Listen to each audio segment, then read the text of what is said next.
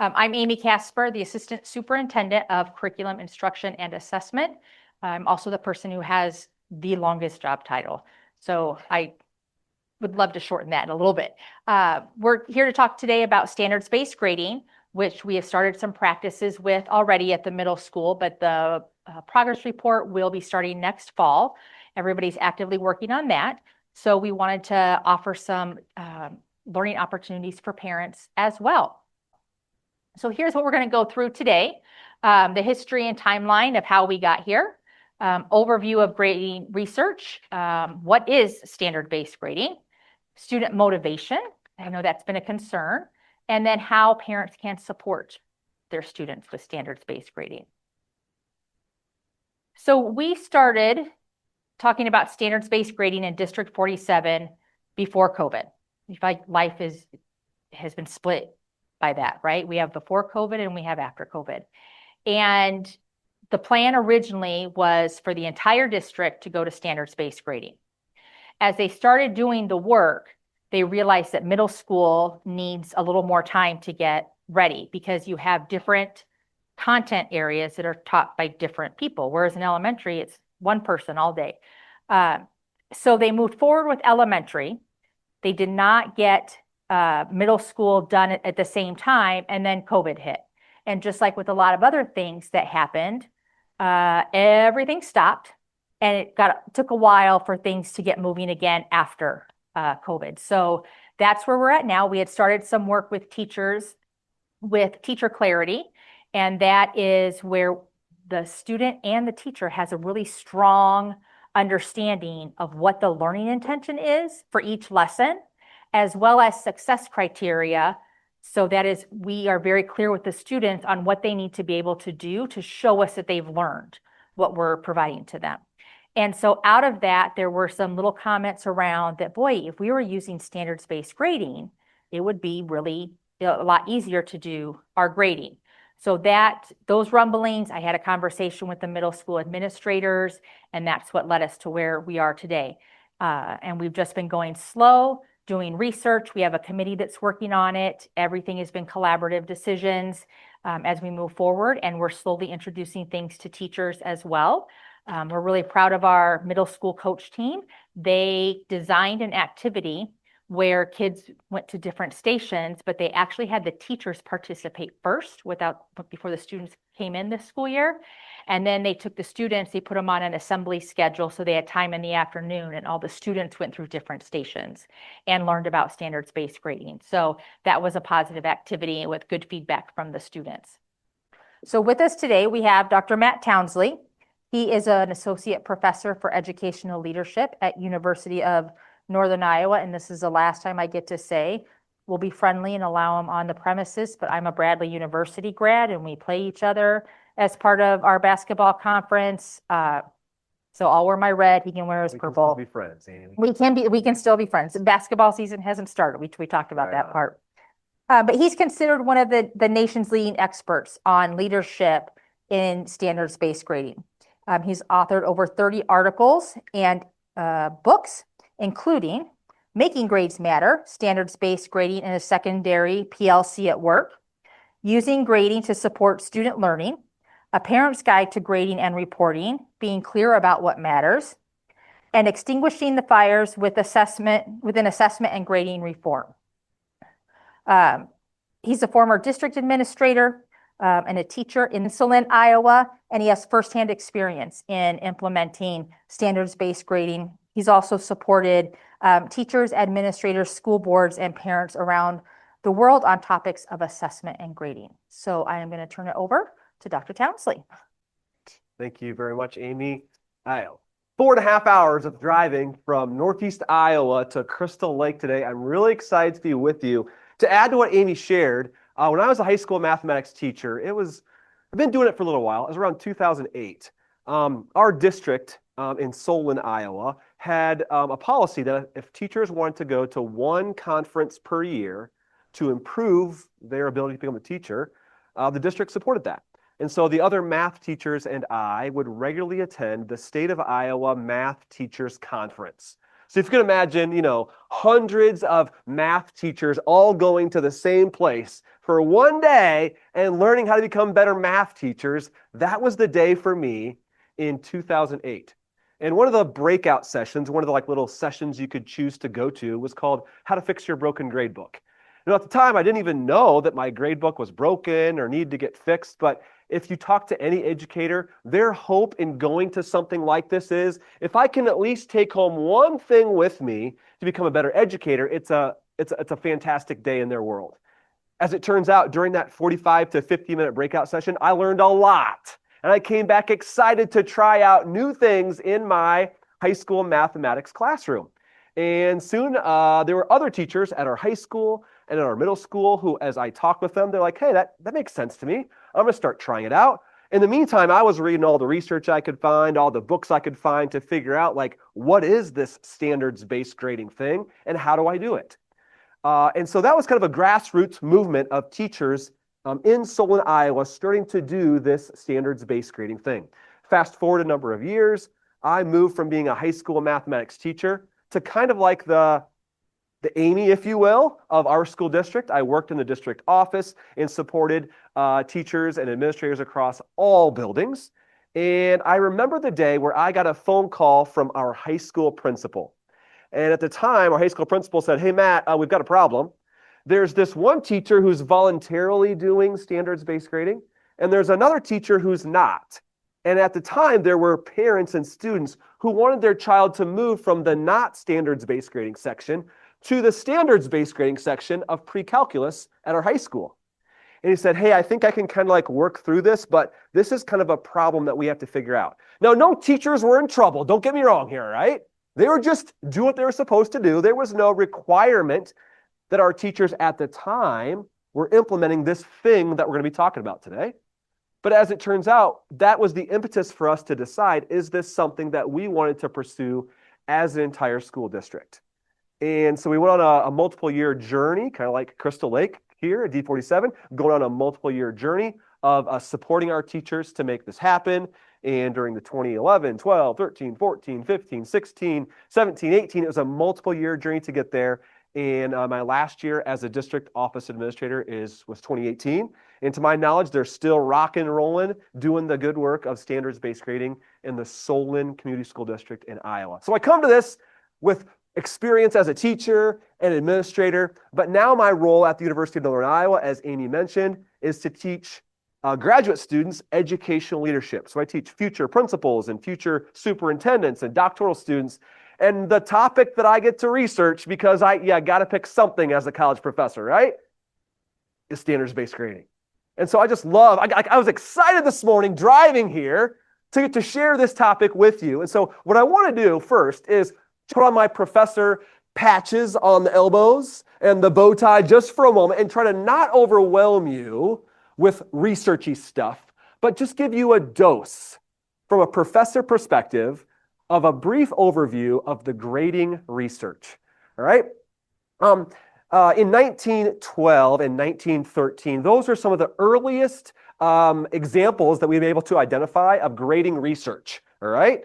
And as a result of that, some really smart people, Dr. Sue Brookhart and Dr. Thomas Gusky and a team of researchers, around 2016, so approximately 100 years later, said, we're going to write an article trying to summarize the grading research that took place during the first 100 years. Make sense so far? And so they published this article called A Century of Grading Research in a prominent research journal. All right. What they did is they just looked at all of the different research that's done so far, and they tried to synthesize it for people like me in the research world. What they found, and I plucked this sentence from page 835 in the article, it says this: this review of grading research suggests that most teachers' grades do not yield a pure achievement measure, but rather a multi-dimensional measure dependent on both what the students learn and how they behave in the classroom. So in parent terms, what that means is we would like to think that an A in one classroom means the same thing as an A in another classroom. Or we would like to think that the reason that a student got a good grade in this class is the same reason they got a good grade in another class. But what the research found is that a grade doesn't always purely represent what students have learned. And I'll dig into that here in just a little bit, and I'll explain why if you're puzzled right now and wondering what Matt means by that.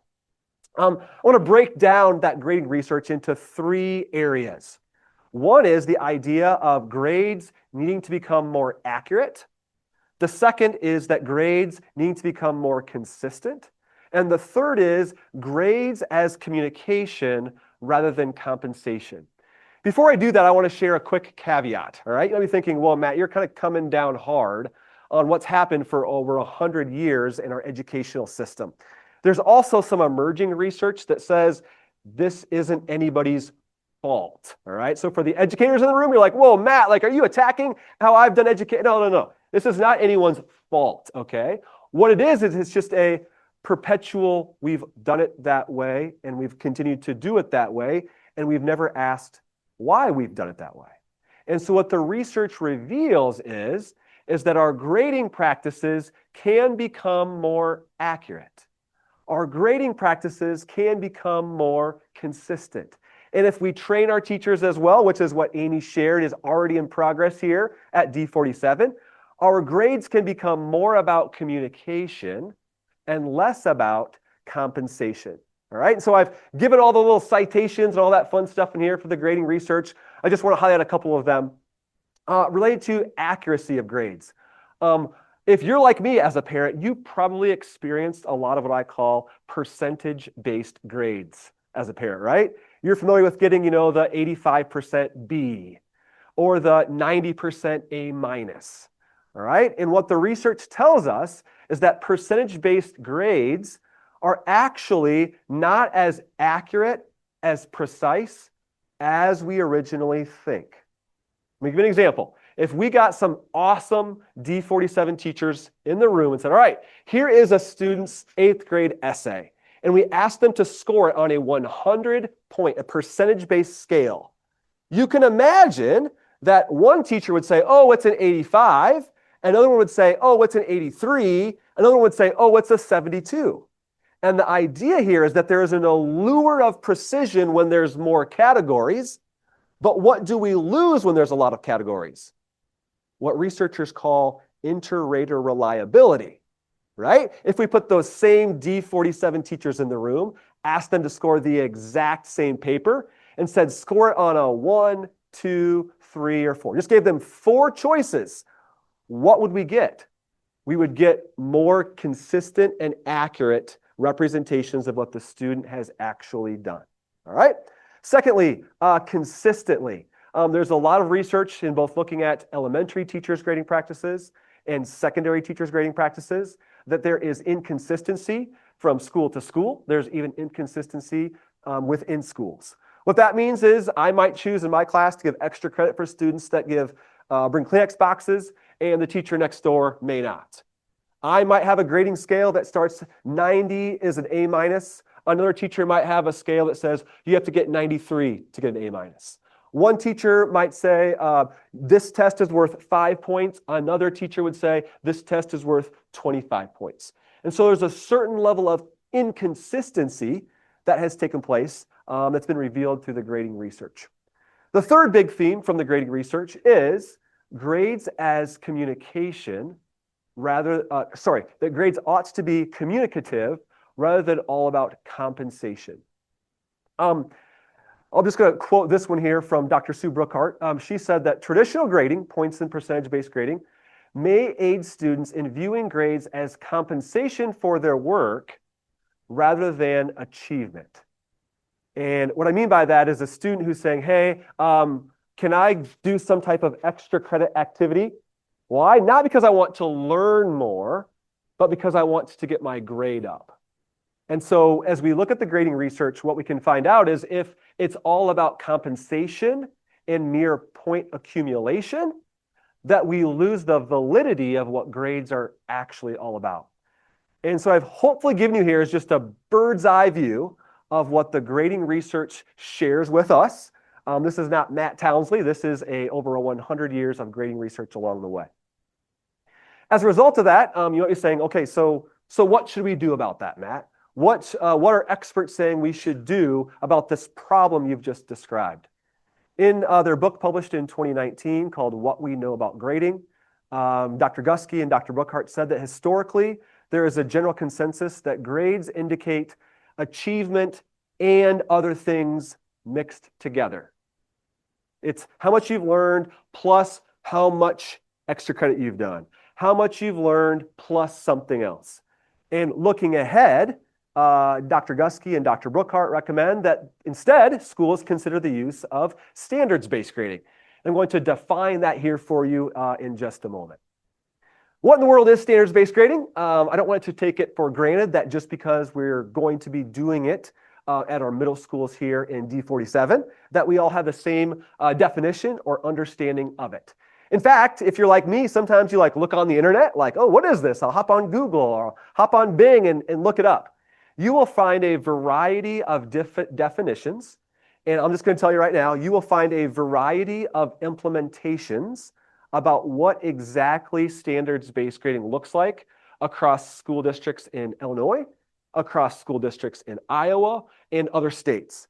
And so I want to let you know that if you are familiar with maybe a friend or a relative who they're doing standards-based grading in their community or their school district, there's probably some similarities with how D47 is doing it or will be doing it. And there also might be some differences because the way that standards-based grading is implemented can be contextual, but in the midst of all of that context, there are some things in common. And that's what I want to do is share what standards-based grading is by first starting what's in common.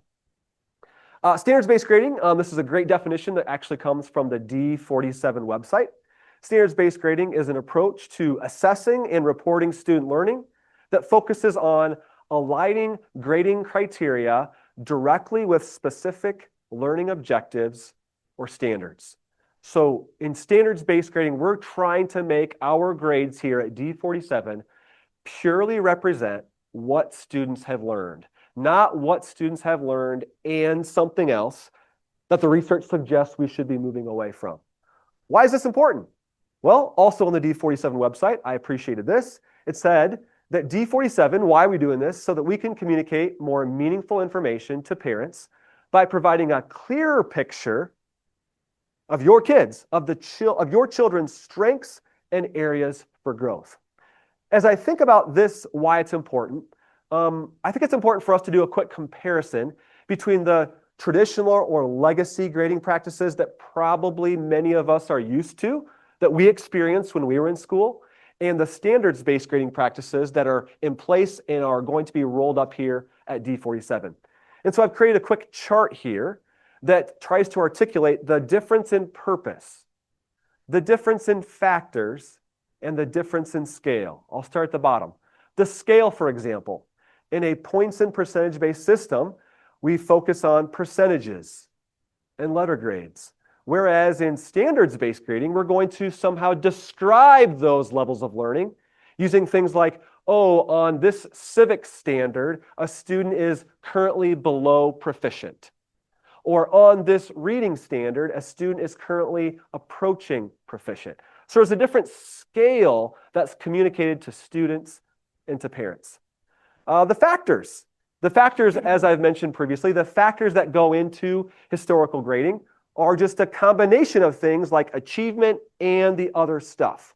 So how well Johnny did on a test, plus how many homework assignments Johnny completed, or how much Johnny participated in class. And so historically, the factors that contribute to grades have been achievement plus something else. And then if you look deep into the research as well, the purpose is different. Historically, the purpose of grading has been to sort and or rank students.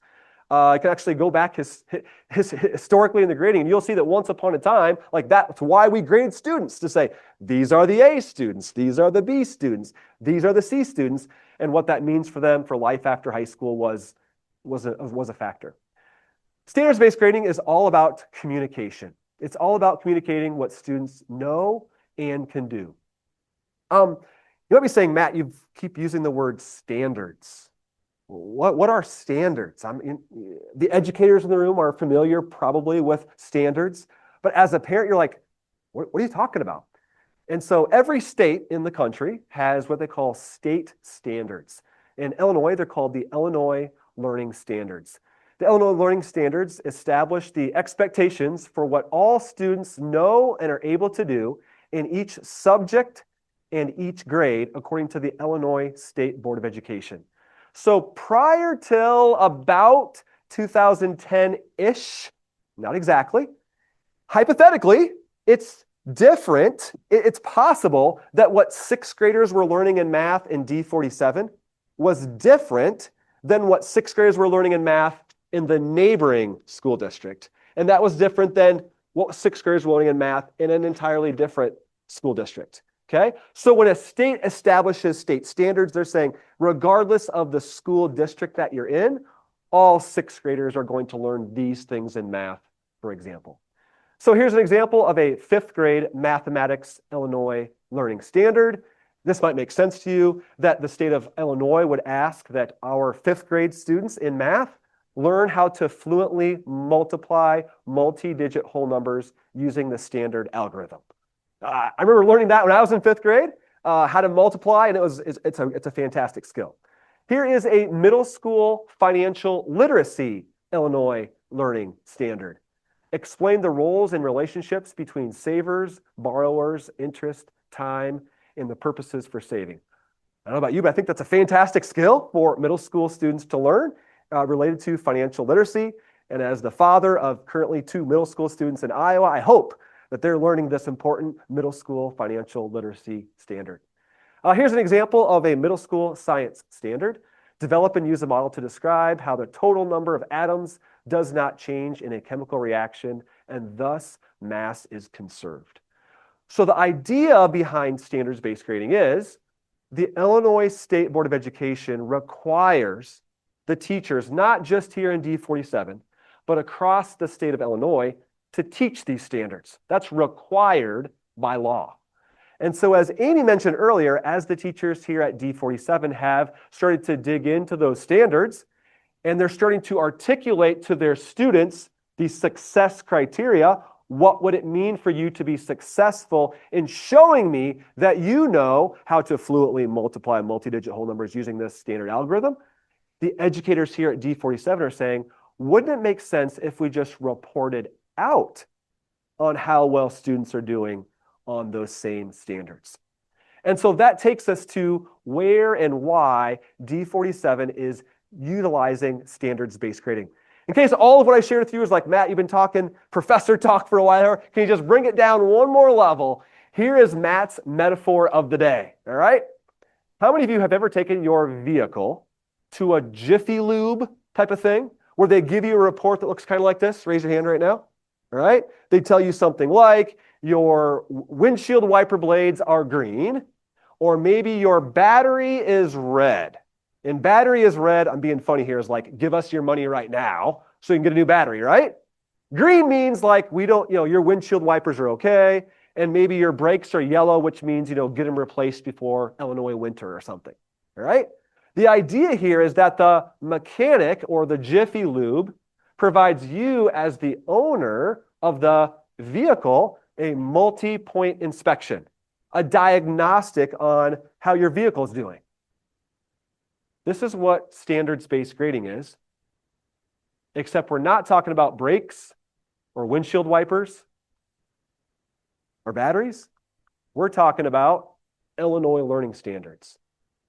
Those are the things that are going to be reported out to you, or a combination of what those standards mean. Like instead of having a whole list of the social studies standards, we might just see civics, economics, world history. So some of those standards clump together in a way that gives you the Jiffy Lube-like report for where your student is at in their learning. Now, we're not going to use red, yellows, and greens. We'll use something like proficient, above proficient, those types of descriptors as well. So I thought we'd do is do a little activity together, all right? We do a little activity. What I'm going to do is I'm going to ask Amy to hand out a report card to you. And she's actually going to hand out 2 report cards. Once you get your copies of the report card, I would like for you to take a moment and just look at the green report card. Just look at the green report card. We'll wait just a moment here as Amy hands them out. Just the green report card. As you begin to look at the report card, I would like for you to take just a moment, just the green report card. And I want you to have a conversation with somebody else right next to you. And the conversation starters are up on the screen. 2 questions. First, as you look at the green report card, this is a fictitious student, Pat Doe. What are Pat Doe's strengths and what are Pat Doe's areas for improvement? All right, so take a moment right now, skim through just the green report card, have a conversation with somebody around you. What are Pat Doe's strengths? What are Pat Doe's areas for improvement? I've heard a few of you chiming in here on Pat Doe's strengths and areas for improvement. Maybe you're looking at this saying, hey, you know what? Physical education, looking pretty good. Choir's looking pretty good. Not too bad in social studies, not too bad. Maybe not doing it quite as well, though, in science. Yeah, you could have some other in-betweens there as well. This is a report card that we're probably familiar with. We've probably seen a report card like this. It might be similar to the one that we had when we were in 8th grade, something kind of like it. Okay? What I'd like for you to do right now is take a look at the purple report card. Take a moment, same thing, read through that, and then see if you can talk through with a person next to you. What are Pat Doe's strengths? What are Pat Doe's areas for improvement? Go ahead. As you're continuing to look through it, let's just take a look. Let's zoom in just for a moment. Let's look at period 2 for Pat Doe here. Spanish 8.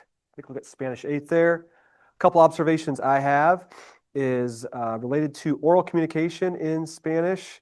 Doing okay. No, not doing awesome there yet. However, when it comes to listening in Spanish, rocking it. When it comes to written communication in Spanish, not that fantastic right now. The learning behaviors, which are also important, they're reported separately on this report card. Yeah, you'll note here, obviously, the absences and tardies there. But one thing I notice is with cooperation and participation, that's NI right now, needs improvement. So for whatever reason, Pat Doe is not doing as well in that area in Spanish. I hope that as you think about the green report card versus the purple report card, you may be thinking, yeah, I'm more familiar with the green report card. It's something that I've seen more of. But I hope what you're seeing when you look at the purple report card is that it's more like the Jiffy Lube multi-point inspection. It may be different from a report card perspective, but the purpose, as we shared earlier, is to better articulate what the student's strengths and areas for improvement are. And by the way, this is not going to be the D47 report card, just so you know. This is just one we found to make it illustrative for the purpose of this activity. And so if you look at it and say, well, I don't like, the certain phrase on here, this is not the D47 report card, all right? The point here in this activity hopefully was to help you see the opportunity for you as a parent to better understand your students' strengths and areas for improvement. I have a friend of mine who's a parent. He says, Matt, it's kind of like when I take my kid to the doctor's office. If I took my kid to the doctor's office, I would be appalled if I walked out of the doctor's office and they said, well, your kid's at 83.5%. See you later. What he wants is he wants detailed information about his child. What was the heartbeat? What was the heart rate? Is there a diagnosis? Do we need to get medication? What are the very specific things that I need to know about my child's health? That's valuable information to me as a parent coming from the doctor's office. And so, again, just another metaphor. No metaphors are perfect, but hopefully that makes more sense to you. It's got a little bit more as to share with you. But again, if you have some questions about this, there's a QR code that hopefully you were provided. There'll be a QR code on the screen you can scan here. There's a QR code as well at several places throughout the room. I invite you to type your question in there. We'll get to that here in just a short while. Why is standards-based grading important? Again, the idea here, as you hopefully saw on the purple report card, is to provide a clearer picture of your child's strengths and areas for growth. That's at the heart of why standards-based grading is important. If you have some very specific questions, again, we're going to do our job to answer them. As I communicated with Amy over the past several months leading up to today, she shared with me that there is a standards-based grading FAQ on the D47 website. And so if you haven't accessed that, this is a different QR code. This is not the QR code to ask questions. You could scan that QR code, or you can go to that like burger thing at the top of the website, click on families, and then go down to standards-based grading. You can access it there as well. There are some questions that have come up. I see that Amy has sent out some communications over the past months or so. You can access those as well. A couple questions that Amy has shared with me that have come up. I want to directly answer those, and we'll get to the questions here that you have right here in the room. First, on this idea of motivating students. If we're not going to have letter grades for Science 8 or Social Studies 8, there's often a question of like, tell me about letter grades. Like, is there a motivating factor anymore for my student? What the research is clear about is what actually motivates people. And it can be summarized by these three bullets: autonomy, competence, and relatedness. This is fantastic research by Ryan and DC and others. It really just focuses in on what motivates people. It's the idea of as a person, as a student, I have control over my actions. Am I getting clear feedback on where I'm at as a learner? Do I have an opportunity to show my teacher that I can do better? That's at the heart of standards-based grading. Competence, the idea of feeling effective at doing something, right? If I get a C on a test, 73%, I may not know that there was one skill that I was actually pretty good at. But if we break down that feedback to the student by the standard, the Illinois Learning Standard, now as a student, I might see what I'm really good at, what I've mastered, what I'm proficient at. And the third thing is relatedness, the idea of connectedness to others. As a former teacher, I'd often get the question like, what do I have to do to raise my grade? And sometimes I didn't have a very good answer for my students. In a standards-based grading environment, if you want to get your score up on a civic standard, show me, and there's a process, that you know more stuff about the civic standard. That's a relationship-building conversation between the teacher and the student. Another question that comes up is related to standards-based grading. Since homework itself is no longer a contributing factor for points and percentages, will students still be motivated to complete it? And I'm going to be honest, in the research that I've done, the answer is, at first, they're not going to be motivated to do it. I'll just tell you that right now. And that's not the answer that Amy's like, what's he saying right now? It's not. Why? Because in the past, why have students done it? Why did I do it as a learner for a while? Because my teacher said, do it for the points. This one's worth a lot of points. Do it. Do it. How many points is this worth? So the reason I was told to do it was for the points. And so when it's no longer for the points, and we're talking about 11-year-olds, there is going to be an implementation dip. And yet, I'm really impressed with the approach that's been taken here at D47 of helping students understand what this is all about. Amy mentioned that activity that the students have already gone through. I know there's going to be more rounds of that in future years so they can understand what this is all about. Then when homework becomes even more purposeful, just be clear, just because there's no longer a point value attached to those daily assignments or homework, you should still expect your D47 teachers to give your students feedback on how they're doing. Okay, just to be clear, just because there's no longer a 9 out of 10 doesn't mean that your student shouldn't be getting feedback. They should be getting feedback. And so what's going to happen is the students' autonomy and competence can grow because they're not just arbitrarily digging themselves in a hole, right? Because they didn't do it right. Now they're getting feedback on how to do it better. And according to the research, when we report homework completion separately through one of those learning behavior type of things that you saw on this purple report card.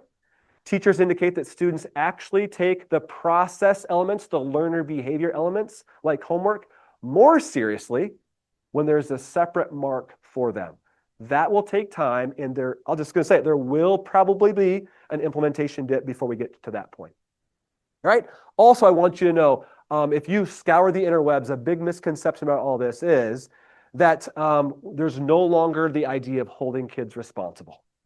And that comes from if a student didn't get a homework assignment done, they got a 0 on it, right? And that was going to negatively impact their overarching social studies grade, for example. And so the narrative out there is, oh, we're not holding kids accountable anymore. When in fact, when we do this well, what's going to happen is we're going to have some level of support and maybe even consequence for those frequent incompleters. It may not be taking their social studies grade down like it did in the old days, but there still is going to be an intervention, maybe even a consequence for those students who are not doing it, not to just stick it to them, but to help them try to get back up on pace, doing those assignments that we know they should be doing to practice and receive feedback. Okay, so again, as I shared earlier, there's a lot of information out there about standards-based grading, a lot of messages that can be out there. This is an important one to take home. Another question, then we're getting close to your questions, is, won't this change negatively affect students' transition to the high school? First, what you should know is back years ago, there was this federal legislation called No Child Left Behind. You may have heard about it. The educators in the room certainly have. And then in 2015, it was kind of like revised, but kind of ponied up again. It's now called the Every Student Succeeds Act. Did you know that as a result of the Every Student Succeeds Act, that's why the cumulative test scores of D47 show up in the newspaper online? That's why, right? Because we are accountable to our public on how we are doing educating the students here in D47. That's a part of the Every Student Succeeds Act. And the idea behind the Every Student Succeeds Act is that every school district is to ensure that students are taught rigorous standards and hold districts accountable for students actually doing it. And so I don't know exactly what's going on at the high school districts around here. Amy can tell you more about that. We'll briefly mention it. But here's what I know D47 ought to do in relation to the Every Student Succeeds Act. Put every single resource possible forward to help as many kids as possible get it. That's what the Every Student Succeeds Act is suggesting we ought to be able to do. Related to some area high schools, Amy has shared with me that some of them are already doing that. Not all of them, but some of them have done that. And so as Amy's reached out to those high school districts where students are transitioning from the middle school to the high school, that there has been successful transitions from students to the middle school and high school. So again, Amy could share with you the specifics on that as well. But maybe you're thinking, but that's not us, Matt. That's not my student. Amy also did share with me that she and others, or perhaps herself, has reached out to the District 155. They are aware of this transition, and there's a plan in place to make that transition as successful as possible. Some very intentional questions, and then I'll wrap here before we get to our questions. We've got about 15 minutes here. If you're like, okay, Matt, I understand the Jiffy Lube thing. I understand how it's going to provide me as a parent more detailed information about where my student's at and where they can improve. Are there some ways I can support my student in the years to come? What I did is I came up with some questions as I thought about the old questions that we would ask our students. And I said, how can we reframe those to be more in line with standards-based grading? And so what we found out is that parents, you all, myself as a parent, we can benefit from reframing the questions to ask that will help us kind of like ask the old question, how is my kid doing? Here we go. Some of the old questions. Hey, my son's name is Caleb. Caleb, what homework do you have tonight? Instead of asking him, what homework do I have tonight? I might instead ask, hey, Caleb, what's the standard that you are practicing tonight? And by the way, your middle school students will know what a standard means. Amy shared that with me. What is the standard you are practicing tonight, and how well are you practicing it? Different question, but it gets to the same idea. What are you doing right now? Old question, when's the next extra credit opportunity? Because you really want your kid to be getting a better grade, a better experience. The new question is, hey, what opportunities are present for you when it comes to reteaching and reassessment for the civic standards in your social studies class? So yes, there's still opportunity for your kid to get a better grade. It's just not based upon extra credit anymore. Third old question, what do you do to improve your grade? I used to ask that question all the time. The new question is, what standards are you currently doing well at right now? And which ones can you continue to improve? So again, old question, new question. Amy's talked about, hey, could we share these questions with all D47 parents? I think there's maybe a process in place in the months to come to do that. I'm not going to go through the rest of these, but you can see just a couple more questions. Old question, new question along the way. Amy, want to come back up and let's answer some questions from those in attendance here today.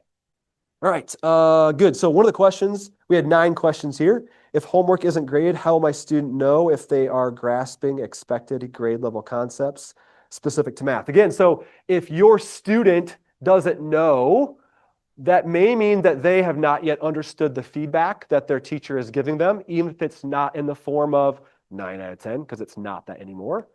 We'd be asking the question, hey, if you ask your teacher, what type of feedback are they receiving on that daily assignment? So there is going to be some level of feedback. It's just not 9 out of 10, 8 out of 10, and so forth.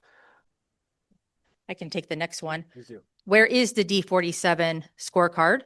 That's a perfect question to something I was going to talk about here at the very end. It takes a full year, 12 months, to build and create a progress report that is connected to our grade book. So we are about 6.5 months into that process, and we will have the proposed report card done in late winter, early springtime. We do have Dr. Townsley coming back in May, and at that time we will have our progress report and the scoring guide that we'll do 2 more sessions just like this, where you'll be able to see it, ask questions, and we'll walk through it so you know how to read it to understand it. Question is, how can our kids and parents monitor progress? How are these grades not subjective based on the teacher? How will this impact kids going into high school? I think we've answered the third one, how will this impact kids going into high school? But I don't know, the first one there, how can our kids and parents monitor progress? Maybe that was what you just answered there. The online gradebook will have their individual scores with the standard listed above it, and also parent-friendly language next to the standard. So we get rid of all the big teacher words for that piece of it. And then also the feedback and the forms that they're getting as well. So you'll still have all of that access that you have now, but it will be specific to the standard. Related to, there's another question there. How are these grades not subjective based on the teacher? Great question. Rubrics and scoring guides. So our department has been working very hard with all of the content areas, and it's either a rubric for how we're going to score, a writing sample, a science experiment like that, or we have a scoring guide. The scoring guide I'm going to go back to math with for a second, because we have full credit, partial credit, and no credit. And for me, that's what I needed in math, because I could get some of it right in the problem, but usually not all of it right. So when it's like that, there is a specific formula that teachers add up to figure out what the overall score will be. We're removing as much subjectivity out of it as we can. We're never going to be 100%, but we're removing as much as we can. What is the research that says you should be moving away from letter grades to standards-based grading? I shared a little bit about that earlier. It really comes down to, let me make sure I understand the question here. Yep. What is the research that says you should be moving away from letter grades to standards-based grading? It's a combination of what I shared earlier related to accuracy, consistency, and communication rather than compensation. And I tried to boil it down to that Jiffy Lube example. It's about trying to provide you as parents and students and teachers better information about where the student is at, not just at the course level, but at a more detailed level. And I hope you'll agree that when we looked at the green report card, it gave us a certain level of information.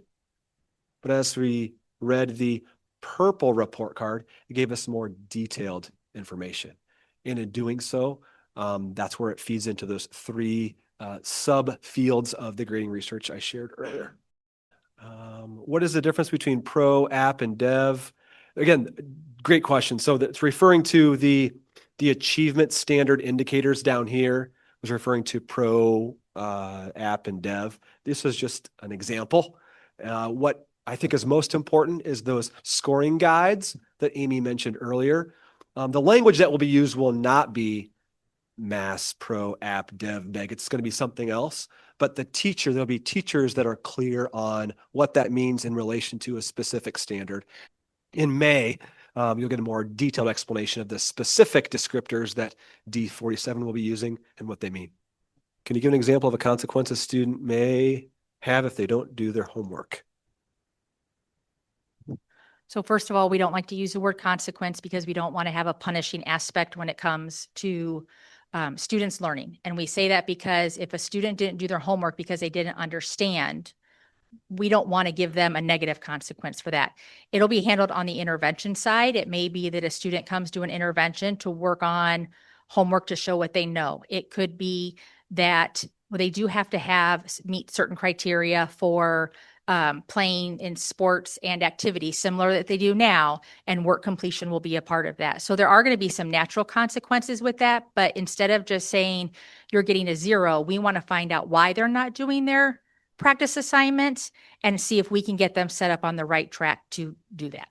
It could be the classroom teacher. It could be an interventionist. A lot of it is going to, again, depend on the why. If it's that they don't understand it and it's a math class, then we're going to bring the math teacher in. If it's because they don't have a quiet environment at home to do the practice in, we'll provide them a quiet environment somewhere within the school, but it may not be specifically with a math teacher. Yeah. That is what we're currently doing to get rid of the 0. A 0 in the grade book is horrifically negative for a student. And if you have a rough week and you didn't turn in 3 assignments and you have 3 zeros, to dig yourself back out of that is almost impossible. So if a student, I'm going to talk moving forward, if a student does not turn in any work, they're going to get an IE, which is insufficient evidence. And what that tells you as a parent is your child did not produce enough evidence to show us that they learned the standard.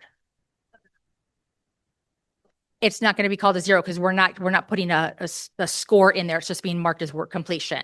This school year, yes, they get, because we're getting rid of the 0. It's taking it from the 100-point scale, which Dr. Townsley addressed. You have all those variants where things can fall, and condensing it to a 50-point scale so that students have a chance to recover. Yep. The question is like, what are some examples of things that, I'll get to a slide here. What are some examples of some things that districts have done to help parents better understand this? I'd say there are 2 things, maybe 3 things that are most important. One is to make sure that the district disseminates these types of questions so that you as a parent who wants the best for your kid knows the right questions to ask of your child. There's a whole nother version of these questions that we could also put out, and I can help you out with that, Amy, of old questions that parents would ask their child's teacher and new questions that a parent would ask their child's teacher as well. So that's a whole nother flavor of that. Because again, what I found is that most parents, in regards to the school district, they want what's best for their kids.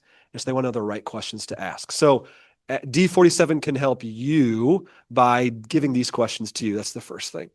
The second thing, what we found is that students, once they understand this, can actually be pretty good at explaining it to you as parents. And so that process has already started here at D47.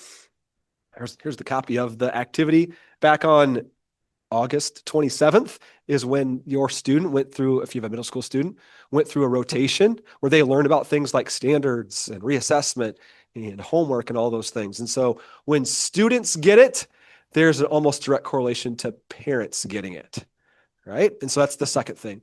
The third thing is the way that the report card and likely the electronic gradebook is going to look is different than what we've experienced in the past. And so I love that we have this May meeting coming up. But honestly, when are you going to have even more questions about it? Like a year from now, right? And so I would encourage you, if you're a parent, to ask someone like Amy, hey, what learning am I going to have next fall as well? Because it's great that you were able to come to this meeting, but it's going to be more personal to you. And I'm just going to share it with you. My school district back in 2012 or 13, where it was, we didn't do that very last one. We just assumed that our parents understood, and they didn't. Those that came to the meetings kind of understood it, but those that all of a sudden were experiencing it firsthand, they had no idea how to interpret that grade book, for example. And so having a just-in-time learning experience, whether it's hop on Zoom or Google Meet during this time, watch this video, come to the meeting at the core here, whatever that looks like is going to be super important, because it's all an idea right now, but it's going to be very personal to you as a parent come August, September, October. So those three things I think are really important for a school district to do to support you and to hit the ground running well. All right, why switch the grading system and just get rid of crossword puzzles and Kleenex donations counting towards grades? Hey, you know what? If a first step was to get rid of those, that'd be awesome. But the next step after that, as I mentioned, is to move away from the allure of precision of like 91, 92, 93, 94 as being different, to providing more detailed information about where your student's at. If we just got rid of the Kleenex boxes thing, you might say, hey, my kid's got a C in social studies. Why do they have a C? When we have a report card like this, we'll know specifically the achievement standards or the Illinois learning standards they're rocking at, and they're not, and the ones they're not rocking at. And maybe the reason is because, I don't know, they're not participating in class. They're not doing those things, which again, we may or may not have known just by looking at a C75. And so that's why schools, I believe, are looking at the research and saying, it's not just about getting rid of the Kleenex boxes. It's about changing the way we communicate learning in the grade book and the report card as well. Right, I'll take the next two. We're going to combine them. It was how will standards-based grading impact middle school National Honor Society and honor roll. And I'll also include in participating in sports, because I've worked with the middle school admin on what the current requirements are for each of these things. And we have transitioned that over to the standards-based grading way that we're going to be looking at things. And they're very parallel. So I'm not that good to have it memorized and off the top of my head, but they are very parallel. Middle school has reviewed them and said that they are in alignment with what's currently being offered. So basically, if you have insufficient evidence of learning, which is just you didn't do any work, you didn't show me in any way that you've learned anything, students would not be able to participate in that. That's really kind of the one non-qualifier for those. So it's gonna be very comparable. And when we do our presentation in May, that we're gonna tell you about here in just a second, that will be part of the presentation as well, because we'll have everything finalized and in a standards-based grading guiding document for parents. So there's a standards-based grading committee that's made up of admin and teachers from the middle schools, had a long conversation about rolling it up. That became an issue when you have your encore teachers or even some of our content area teachers who teach two different grade levels. Because if I have a 6th grade class and then I have an 8th grade class, now I'm doing two completely different grading models. And it was just we do things for what's best for kids, but we also take into consideration the load on teachers, and to be running two different models for 2 years until it rolled all the way up was going to be extensively difficult. Yeah, fair question. Fair question.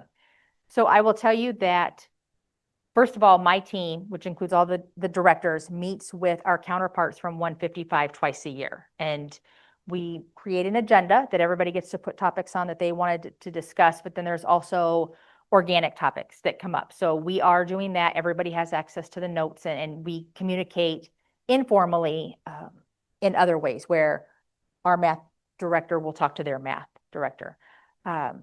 Second part of it is Prairie Grove has the standards-based grading for 8th grade. They have worked with Prairie Ridge for that transition. So when we met with 155, it was, we're going to go and talk to our teachers at the high school and look at exactly what they're doing. And then we're going to do something similar. I don't want to say it's a copycat because kids aren't always the same and teachers aren't always the same, but they're going to have a presentation ready for freshman orientation for students to start from day one on. This is how we grade at the high school. This is how we do things at the high school. So they've already started planning that process. It's preparing students for high school because we want them to become intrinsically motivated to continue their learning. If we're only doing things to get the 99% or the 100%, it's going to be really shocking when that doesn't happen, when there is a challenge that's come up there. So we want to work with our students that you may not learn it today, but that doesn't mean you're not going to learn it. We can learn at different times and we can go back and improve our learning, especially after we've had some feedback. That's really the big thing is we are moving our students up to the high school because there is not, and again, we do things how we see for the students when they're the age they are with us, but there's not as much hand holding. There's not as much of the, I don't want to say even making allowances because I don't think that's what they're doing, but it just becomes more rigid when you get to high school. Just like when you get to college, it becomes more rigid than it was at high school. So it's really bringing in that intrinsically motivated desire to learn and what to do to improve ourselves as learners. So we have Dr. Townsley coming back on May 11th, doing the 2 presentation times again, the 1 o'clock and the 6 o'clock. At that point, we will have access to the grade book. That part is almost complete. We will have the new progress report for middle school. That will start as soon as the grade book is complete. I've learned a lot about technology and coding and how you have to have 2 systems that talk to each other. So those are all coming, and we will have a guiding document for parents. It'll be a 1-pager, and that will be part of what we do is we're going to look at some pretend students in the grade book. We're going to look at how that would translate to their report card, and then how a parent would understand what learning has taken place. Can I add 2 more things? Absolutely. This morning, a similar question was asked, and my recommendation was twofold. This activity I mentioned earlier, where students were going through the stations, you might be surprised at how well your students will be able to explain this to you because they're going to understand what a standard is, what it means to be approaching or proficient or whatever. So keep that in mind. Secondly, I love the fact that we're ahead of the ball game and we're going to have this meeting in May. If I was you, I would be asking Amy to say, hey, can we have another meeting? Or is there a recording or something we can send out to staff or to parents around this time a year from now? Why? Because that's when you're going to have your kids' report card and you're going to have the most questions. Does that make sense? And so I love the fact we're doing May, the May meeting, but also next year, I'm guessing Amy's team's going to be rock and roll and ready to have that level of communication for you so that when you have that next level of question, you'll get to better answer it as well. I've seen it all, yeah, all across the board. There's all, I mean, this is just a mock-up. There's all kind, you could go online, you can see all kinds of different ones. There's just different variations of it. Some of them, they don't use words down here. They'll use a number instead. For some communities, they love that. Others, it doesn't make sense. I'll just tell you why. If we attach numbers here, we did this in my former school district for a while. Parents and students and some teachers think, oh, it's a 1, 2, 3, 4. And they think that equates back to a percentage. They think, oh, if I got a 2, that's 50% of a 4. It's not though, right? And so again, some communities, that's a different story, but in our community, that became a hurdle when we started to use numbers rather than words, for example. So there's a lot of different variations out there. I think it's fair to say. Yep, in 2022, Dr. Tom Gusky and Dr. Laura Link published a paper, and in that paper they said that just changing the report card or the electronic grade book is not going to move the needle on student achievement. And here's why. It's what we do with that information that has the potential to move the needle. And so by having this level of detail, the teachers in D47, we think we will be able to provide a more specific, more detailed understanding of where a student's at and what they do with that information to provide them with extensions, to provide them with interventions, where that looks like. That has the potential to move the needle. If that makes sense. So it's just like if you go to a different country and speak a different language, it's really what we're doing is we're speaking a different language that's more detailed in all of this. I want to encourage you though as well to check out that FAQ website. I think it's a really great resource. Put it right there for you again, that D47 has going, to check out some of the questions that have already been asked related to it. All right. Thanks for your time.